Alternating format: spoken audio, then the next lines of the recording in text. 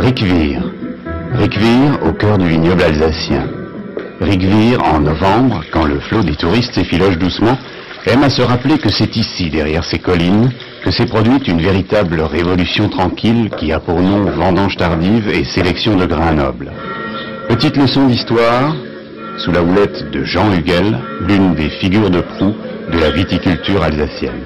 D'après ce qu'on sait, les premiers raisins, les premiers vins produits avec des raisins surmaturés, atteints de botrytis, c'était pendant la guerre de 7 ans, donc milieu du 18e, je crois que c'est 1750, en Allemagne, dans la vallée du Rhin.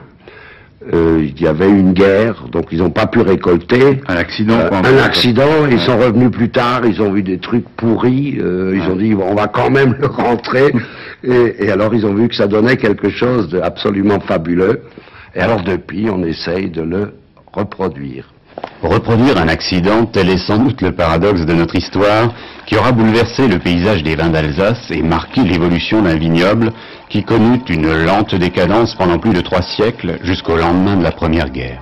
En réalité, si nous avions encore le même encépagement que nous avions en 1918, et si on n'avait pas fait un effort qualitatif dans la vigne qu'aucune autre région viticole française n'a fait, eh ben, il n'y aurait pas 5% des vins qui seraient commercialisables actuellement dans le contexte de concurrence internationale.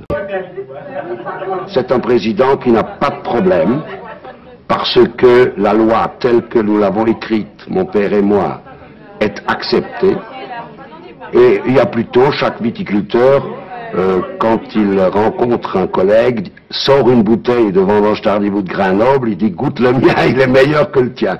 Et ça c'est la vraie concurrence quand on veut battre par la qualité et pas par le prix. Vous savez, toute chose positive ou négative, où que vous soyez, fait par le viticulteur dans la vigne, terminera toujours dans le raisin, du raisin dans la bouteille, dans le verre du consommateur, dans sa bouche et dans sa tête.